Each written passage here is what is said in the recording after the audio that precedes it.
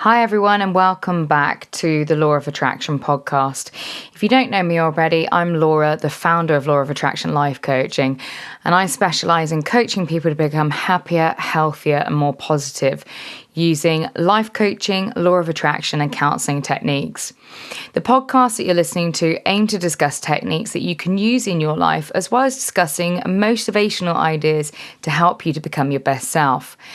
Now, tonight I wanted to talk to you about the language that you use and the effect that it has upon your subconscious. Now, far too often I hear people speaking negatively and they don't realise that the words that they're saying are heard by your subconscious and then acted upon by your body. I've noticed recent trends with language where people say negative phrases and it becomes a linguistic norm. So, for example, a trend that permeated linguistics recently was how people began to say F my life when something went wrong in their day. Now, think about the impact of those words on your subconscious. It is a declaration of complete abandonment to one's own vitality. People often say the negative word for something that is good, such as when somebody says, "That's so sick," or "That's so bad," when they're trying to be trendy or cool. But have you ever stopped to think that your subconscious doesn't actually understand these new age heteronyms? They're saying something that's bad when they're actually saying something's good. The subconscious only hears the negative. Now, I know some will say that the conscious mind understands the double meaning of the word and the intention behind it, but it's very hard to drain out hundreds of years of linguistics and evolutionary process behind these words and their meanings. Regardless of if you're thinking it means something else at the time, there's no way that we can remove long-held meanings of these words from our subconscious. When I began to study to become a life coach and started looking into psychology, I realised that the words that we use about ourselves and our environment impacts the way that we actually interact with our environment. How we feel about ourselves, the words that we use towards ourselves, actually become self-fulfilling prophecies.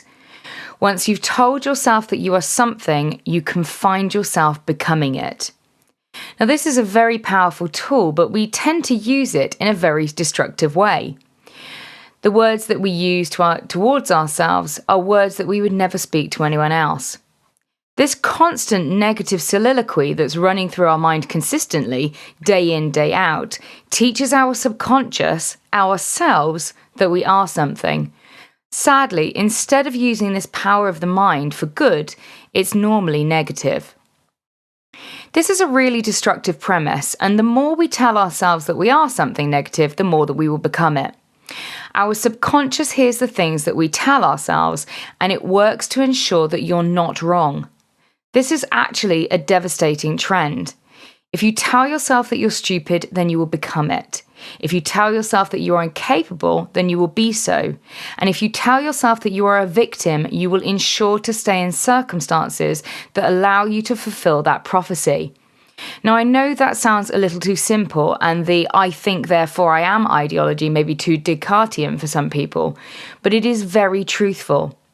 There is no way that you can become something if you cannot believe it in the first place. If you continue to tell yourself negative things, you become that. I use a mirror exercise with my clients that's about setting positive affirmations to change the negative thinking patterns that go on in your mind. It changes your mental state, and by changing your mental state, you change your mood, and therefore you change your life. A lot of people try to change their lives in the opposite manner. They look at the things that they don't like in their lives and then they try to change them from the exterior, hoping that it will change their interior. This simply doesn't work. But you can choose to be happy if you decide to look at the positive things in your life instead of the negative things. Look at the things that you like instead of the things that you don't.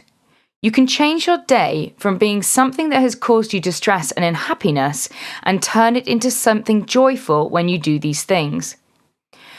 It may sound very simple and easy, but in doing this and repeating it to yourself, you're beginning to change the neural pathways and strengthen automatic recall for the positive things that you think about yourself.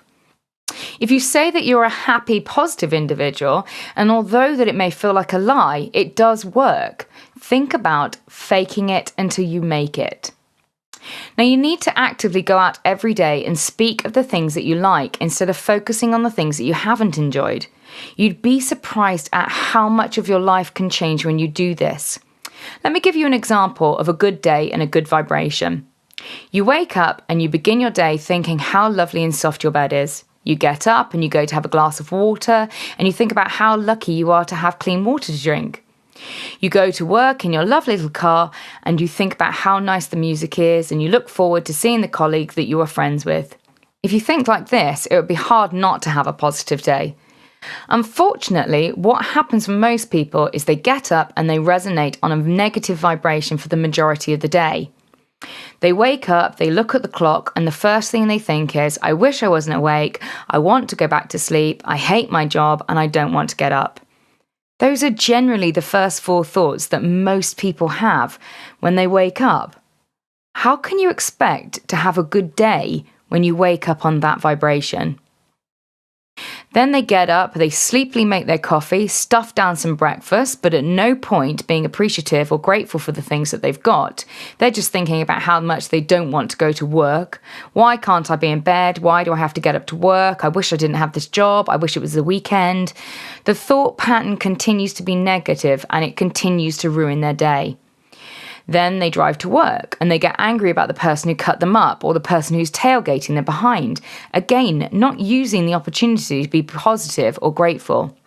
The thought process gains more traction and gives them more reasons to believe that their life isn't what they wanted it to be and why they're completely valid to be miserable all day. They get to work and after only being awake for an hour or two, already 90% of their time has been disappointing, miserable and negative. They continue the rest of the day in a foul mood, and instead of walking in and being bright and cheery, they come into work and tell their colleagues about what a shit day it is, and this trend continues for the rest of the day. Can you see the difference? There is no way for you to avoid the norms of society. We all have to do things that we don't want to do at points, but you don't have to make them as painful as you possibly can. You can decide to make it enjoyable. When you look at all the positives instead of all of the negatives, actually you can change your viewpoint.